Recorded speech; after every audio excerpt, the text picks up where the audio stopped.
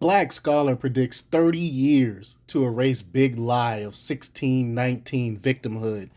It's ridiculous. It's to try to, the whole thing is just to set back black people to be like, hey, because of slavery, you will never be great, is basically what they're teaching black people. It's ridiculous. The whole fake 1619 project is full of lies, full of inaccuracies, and historians even talked about how bad the 1619 project is and the whole victimhood thing. Shout out Anton Daniels. He called it the Victim Olympics. It's ridiculous. I've never been told I couldn't do anything because of the color of my skin before, growing up. Nothing ever stopped me from being who I wanted to be because of the color of my skin. I agree with it's important to know history, but the way they turn every black person into a victim and every white person into a victimizer is just ridiculous, and I totally don't agree with it. But before we get started, go ahead and hit that like button, share this out so we can get this information out there. Subscribe if you're not already a subscriber, and hit that alarm bell so you know when I'm putting out new stuff. Also, check out my link tree in the description. It has a link to my Patreon where I talk about things I can't talk about here, and there's also a link to my merch store. So let's talk about this news. Black scholar William Allen has seen a lot of change in his life, and what's come recently isn't very promising. A champion of black American patriotism. That's awesome. I love that term. He saw great hope in Martin Luther King Jr.'s message of unity until the most famous African American leader ever tore it all up to declare America racist and black people as victims. It's crazy. Quote, he ended by declaring America hopeless, um, imbued with racism, and could see no further for America other than uh, the capitalization on part of the non-black to the particular account. Allen told Secrets. Allen also saw hope when then Senator Barack Obama adopted his line of unity in the future president famous race speech at the 2008 Democratic National Convention. And I remember that speech. It moved me as well. But as president, he fell back to the usual Democratic talking points about black people as victims needing a handout. It's just ridiculous on the face of it. Quote, he borrowed it without internalizing what it meant.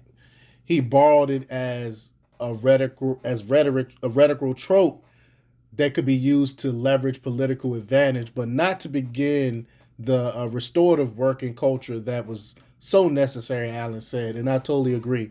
Now, the 78-year-old scholar is pressing his own campaign, focusing on the highlights of Black America and positive and patriotic stories he believes will eventually end with the acceptance that black people are every bit as equal to white people in the story of the nation's creation. And I totally agree with that. I mean, why focus on all this negative stuff?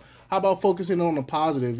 I talk about it time and time again growing up in elementary school, middle school, and I think I went a few times in high school. I was part of a Saturday school program where black kids like myself in underserved areas, we would go to the elementary school. Shout out Matthew Whaley Elementary, my old school, where we would learn about black history, and they got us in the door about we got to play basketball, give us snacks and play little games, but we will also learn things. I learned so much black history that they didn't teach me in school, and the black history stuff that they focus on, it wasn't about slavery and none of that stuff. I mean, we did talk about it, but they focused on the positive things like the black creators, inventors, black scholars, and all that other positive stuff that's missing. That's not what the 1619 project is about.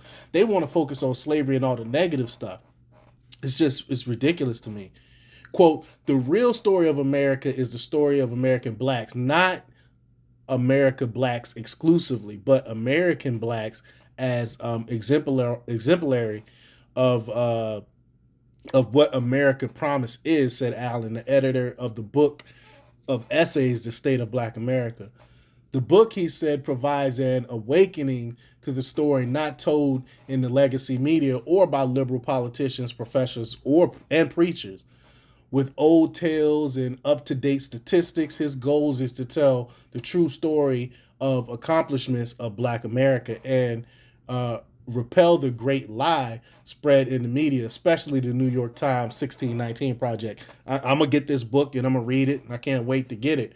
Well, quote, we have cultivated for a very long time now, for more than 50 years at least, a sense of attendant victimhood among American blacks. And that sense is perpetrated today by the poisonous injection of racism with the capital R as the base of our culture, Allen said. He compared those 50 years to a slow grow cancer that can't be cut out quickly but is targeted by the chemotherapy of truth. I love that metaphor. Um, his argument has largely been ignored by legacy media and book reviewers because he doesn't fall into the accepted view pushed by the Times and liberal scholars, though he won an interview with C SPAN, and I'm surprised at that. Allen told Secrets he sees hope for change in the way scholars now look at America's first president, George Washington. He helped lead the change with his 2004 book, George Washington, America's First Progressive, showing that the general was more than a guy with wooden teeth. Quote, I would like to think that is an indication of what is possible, Allen said. While the brilliance of Washington took 200 years to see, Allen said he believes the shift in how black people are viewed and view themselves will be shorter. Quote, I don't think we have 200 years, to be honest with you. I actually believe that we are now in a time where if we don't right the ship in 30 years, we can rightly begin to despair. But I don't despair because I think 30 years is long enough to get it done, he said. And I agree, 30 years is long enough to get it done. We got to keep fighting against these leftists that's pushing this victimhood mentality. We need to fight against it, and we need to lift up our positive black people that's talking about positivity and not focusing on that negative stuff. And I talk about this a lot in my therapy sessions, is not focusing on that negative stuff, because that negative stuff brings people down. Again, I love history. There's nothing wrong with teaching slavery, but it is something wrong with telling all these kids that they're victims of this. It's ridiculous. This is 2022. No one knows a slave unless you're up in North Africa and Libya, where we had our first black president help reintroduce slavery back in Africa, which is ridiculous on the face of it, but that's a whole nother story. But let me know what you think. Leave your comments down below. Like, share, and subscribe, and check out themarkrepublics.com for the latest in news. Until next time, peace. Oh,